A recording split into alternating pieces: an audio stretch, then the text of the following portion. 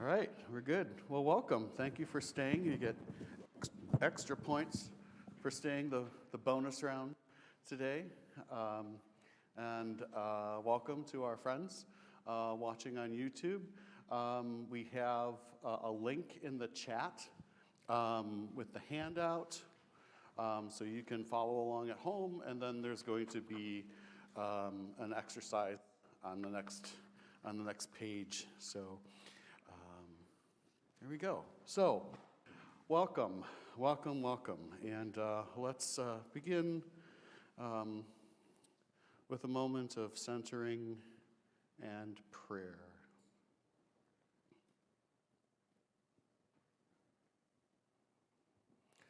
God of generosity and abundance, you call us, you command us to love one another, to be your voice and your healing hands in your world. Move among us and inspire us today as we meet in your name, and make us your people who heal the world. Amen. Right. So Laura, do you have one of these sheets? Did you? Well, you minis together. You can't do that exercise together. Right. So, I'll start by talking a little bit about the theology of giving. There is a concept in the religious world called soteriology, a big word which means a theory of salvation in religious systems, a study of religious doctrines of salvation. In every religious system, there is some kind of understanding about something that is bigger than ourselves, right? So Christianity, of course, is bound by the concept of original sin, which we inherited from Adam and Eve, and in order to be saved, we accept Jesus, right? Accept Jesus as Lord and Savior, right?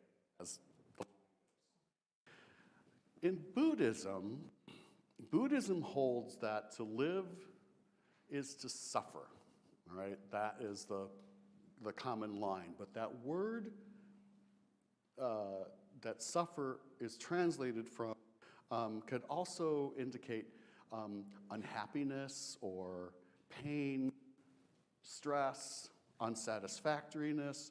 So spiritual liberation, salvation, is achieved by reinventing oneself to achieve an enlightened state, or it's often called nirvana, right? This disconnection from things that make us unhappy or that cause us to suffer. Hinduism is very similar, and to be quite honest, I would have to contact a theologian familiar with Hinduism to parse out Muslims believe that everyone is responsible for their own actions, right? Now, even though the Quran and Muslims believe that Adam and Eve are the parents of humanity, they do not believe that humanity is responsible for Adam and Eve's disobedience, right? But Muslims believe that we are vulnerable to making mistakes.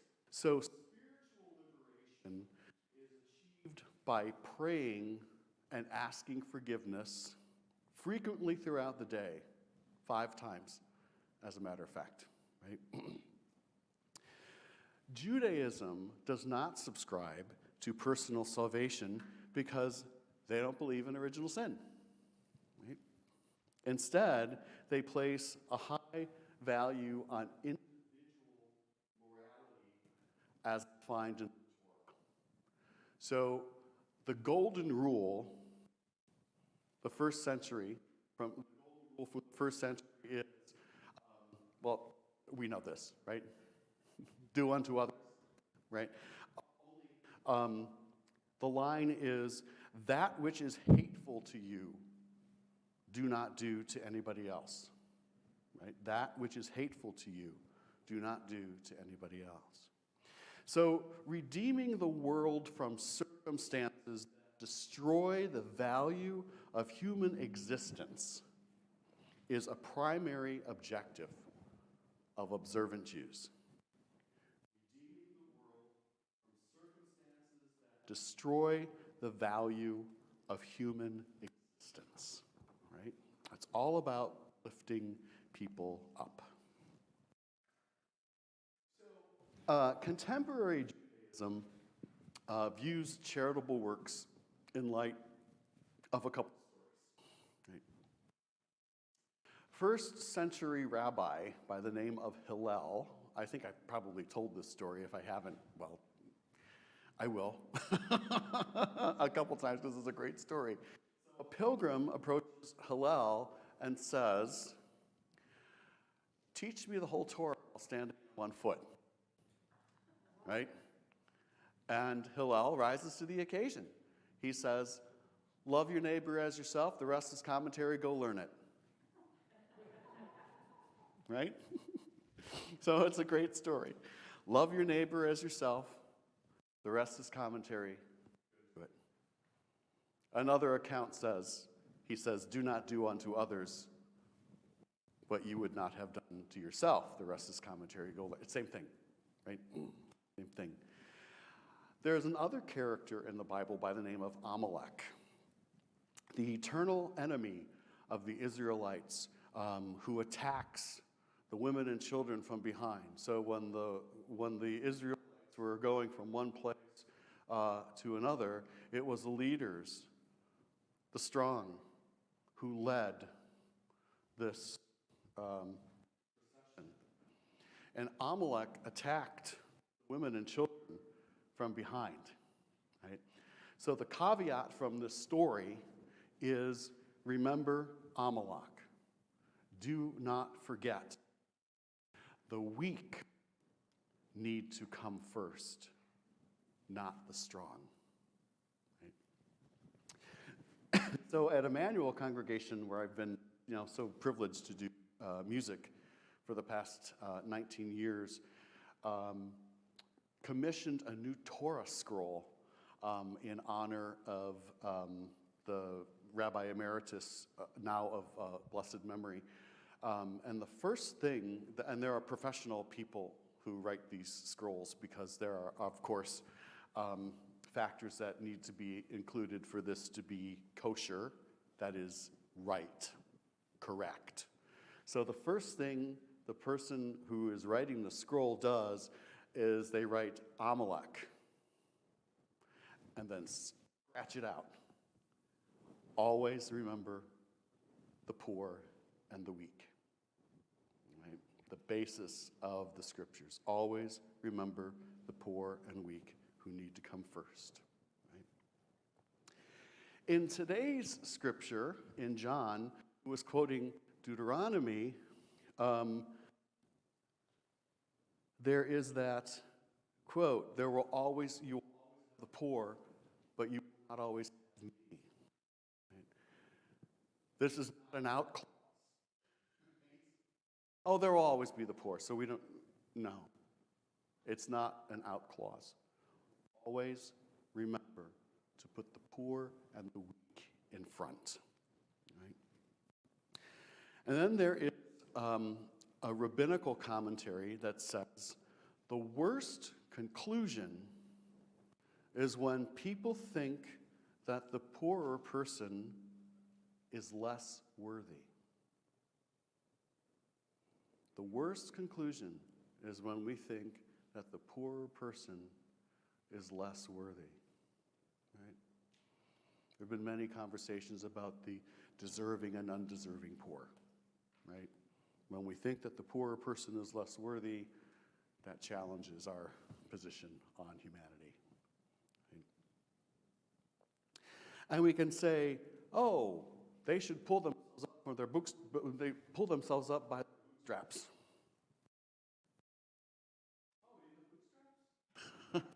Right? How many bootstraps? Right?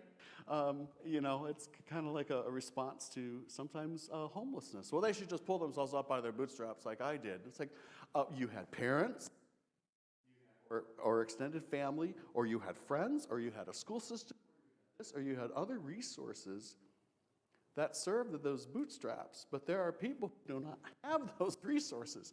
So to say, pull yourself up from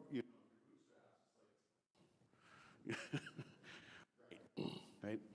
So there is a concept in Judaism called Tikkun Olam, which I talked about on Creation Care Sunday, which is repair the world. So in a nutshell, one of the goals of the spirituality in Judaism is to repair the world, right? The world is broken.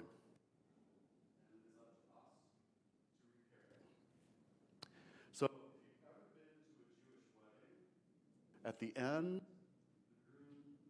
smashes a glass. The thought is, we spend the rest of our married life repairing that glass, putting the world back together.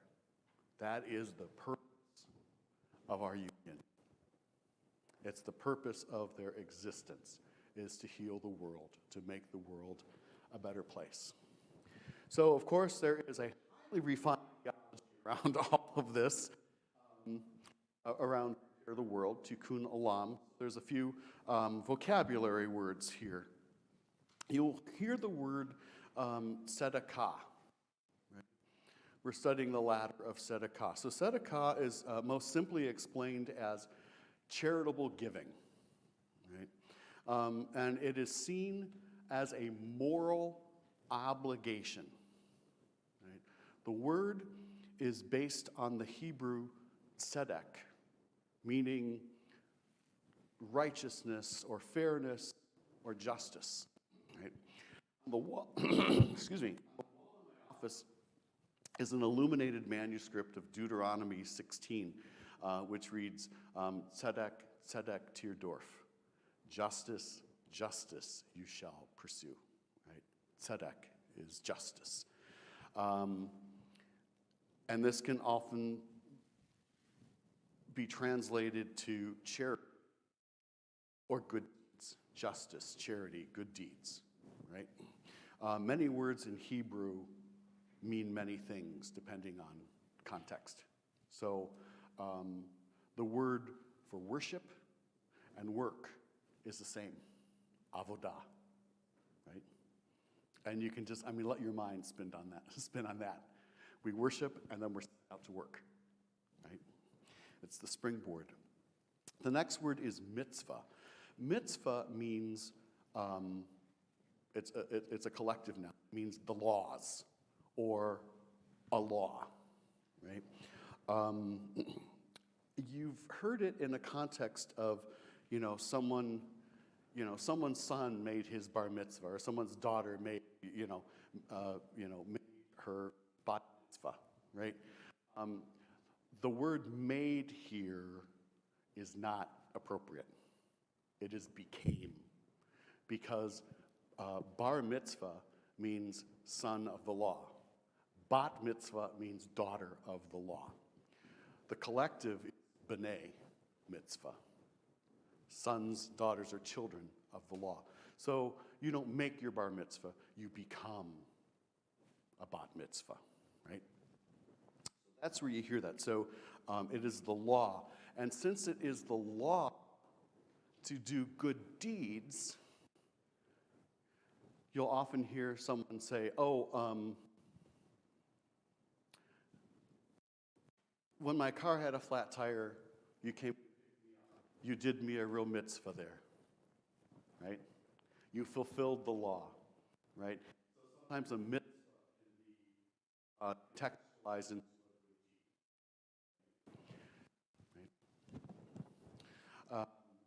Mitzvot are laws. Mitzvot is the plural. Whenever you see an OT or a UM at the end of a Hebrew word, or an IM, it's the plural.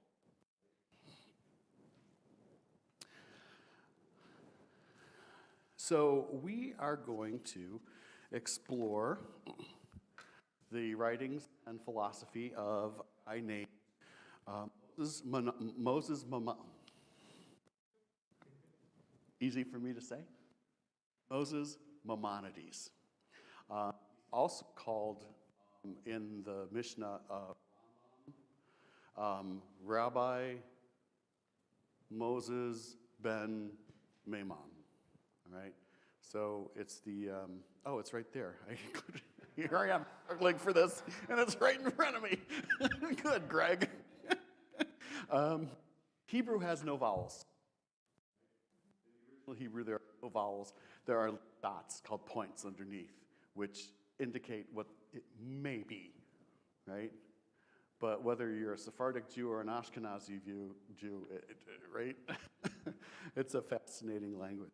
So Maimonides was pretty brilliant. He said when he asks, when according to Jewish law, the highest form of charity is to ensure that the recipient not need it, at least not more than a short period. Maimonides apparently intuited long ago what today is widely accepted, that ongoing reliance on charity demoralizes the recipient. And for this reason, his emphasis is making loans or gifts to the poor and finding work for them. I think we are connected, or have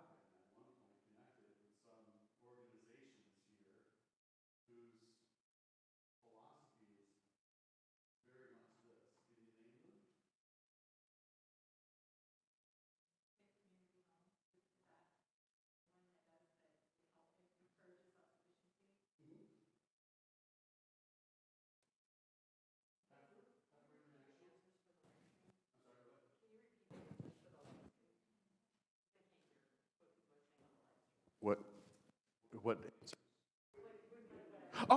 Sorry. Sorry. Faith Community Homes, who's I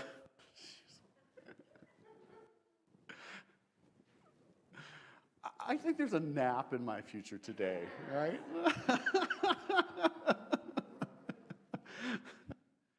Faith Community Homes, and their objective is to get people off the streets and or find them housing and get them to be self-sufficient, right? Heifer International. Habitat for Humanity. There's an organization called Kiva, Kiva, which you're familiar with that. They make microloans, and then the recipient does, opens their business or whatever they need to do with that, and then they gradually repay the microloans. And it's kind of fun because when your microloan is paid back with, the interest is like 1% or something like that, which I'm like, okay. But it's a good thing for the people receiving the loan, right? And then you can reinvest that money rather than cash it out. So it keeps snowballing, and your account is really good. And then Heifer International, it's that thing, someone, give someone a fish, they can eat for a day, teach them to fish, they can, eat for a lifetime. And Heifer takes it to the next level. Not only did they teach people to fish, they buy them the supplies. They educate them on how to fish. They teach them how to clean the fish, how to market the fish, and how to make the fish more sustainable and move on. So, Heifer does stuff like provides cows so they can, use the milk. And they teach them, they give them agricultural skills. Beehives egg laying, ducks, chickens, things like that. It's a beautiful example of this. So Maimonides says that there are 8 degrees of charity, each one higher than the next. The highest degree, exceeded by none, is that of the person who assists the poor by providing them with a gift or a loan, or by entering into partnership with them, or helping them find work. In a word, putting them where they can dispense with other people's aids. Right? So it's really quite a beautiful and dignified model of charitable giving. And so there's the list of this is,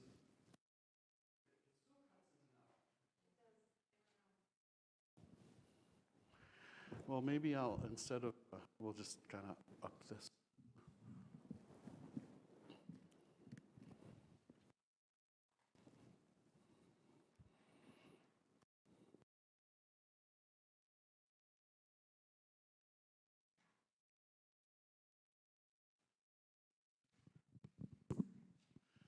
So we'll go through this list, this ladder of tzedakah, and this is where Lou's supposed to walk through the room with a ladder.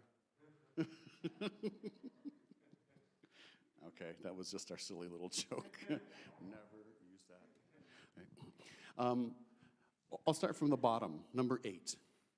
When the giver gives begrudgingly and less than needed. Number 7. When the giver gives cheerfully, but less than appropriate.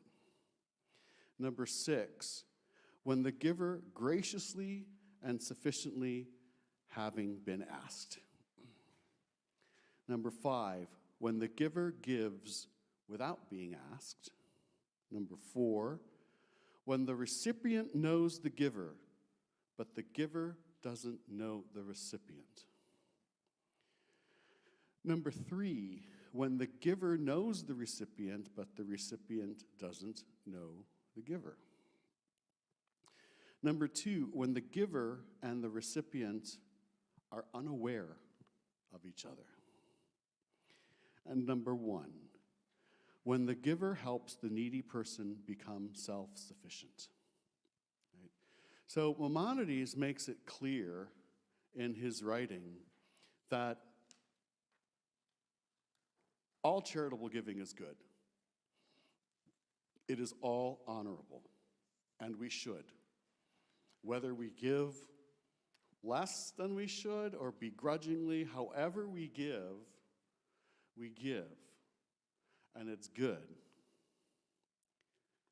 But then he imposes this ladder. When is it the best? When can we optimize the goodness and the giving of our hearts? Right? So, what I'd like to do now is, there's a little worksheet there with some blank boxes and some situations. So why don't we take a few minutes and you can read those through silently and rank them. And then we'll go through it and see how well we do.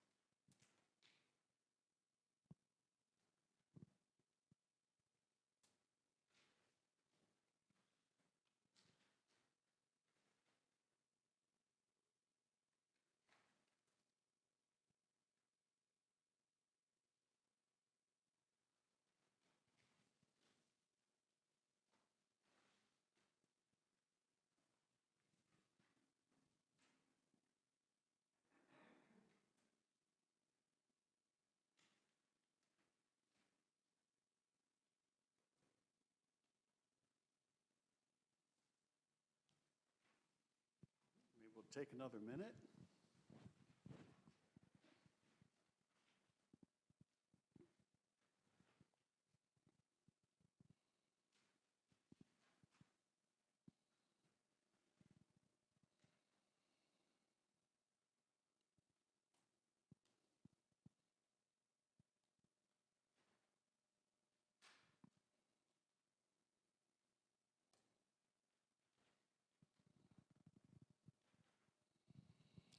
Okay, let's start at the bottom and work our way to the top. Any ideas? Which one is number 8? Jeff? Starbucks. We're walking to Starbucks, right? When the giver gives begrudgingly and less than needed, right? How about number 7? Yep, journeys. When the giver gives cheerfully, but less than appropriate. Right? And number 6.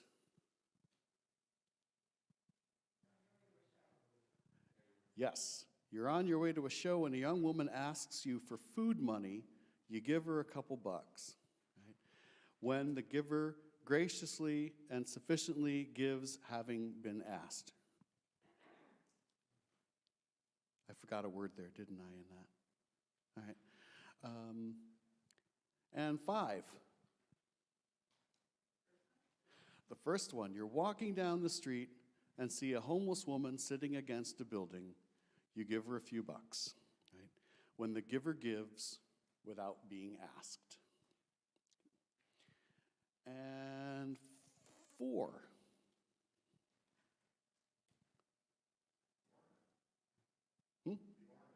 Yes. You pick an ornament with the name of a kid on the mitten tree at Christmas. You purchase your Christmas gifts for a kid you don't know and sign your name on the card. When the recipient knows the giver, but the giver doesn't know the recipient.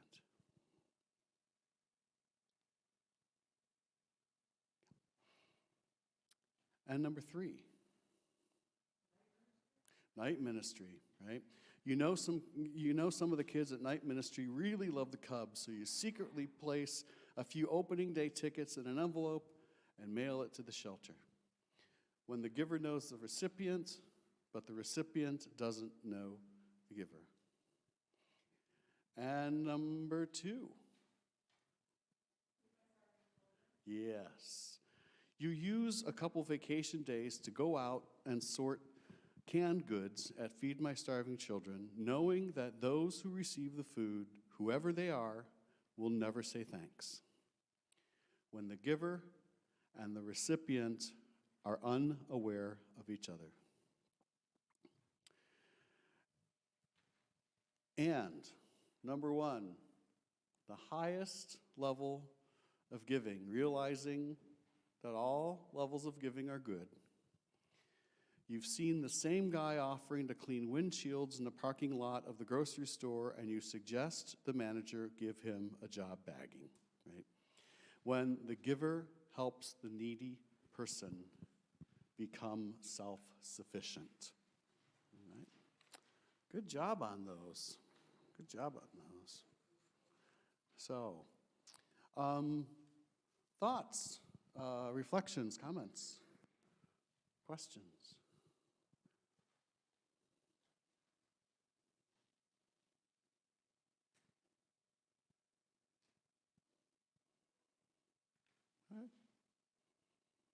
So Pastor Greg and his young chicks, I just, drop the food in your mouths? Is that little pearls of wisdom?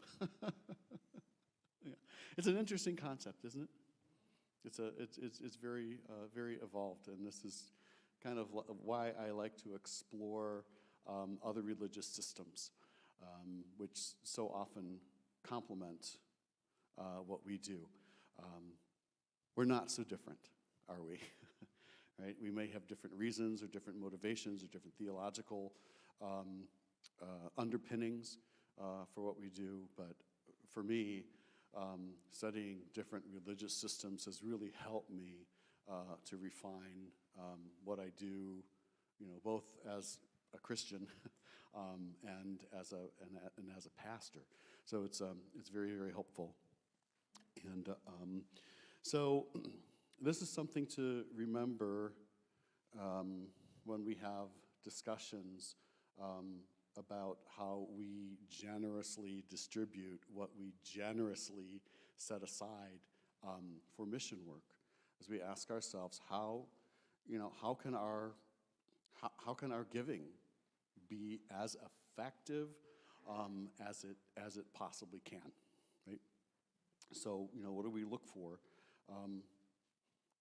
to build long-term relationships with mission partners? And again, not that any of our giving is bad. It is not. It is all good. It's all noble. It is a commandment, right? Love one another, and that's how we do it.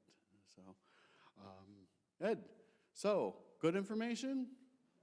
Interesting? Excellent.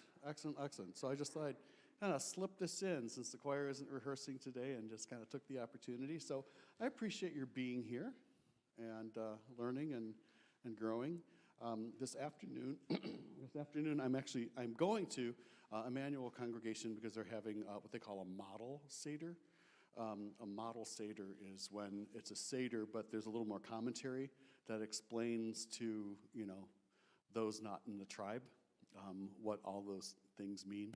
So it's going to be lousy with clergy, Christian clergy, and it'll be a great thing. So Passover begins on Friday.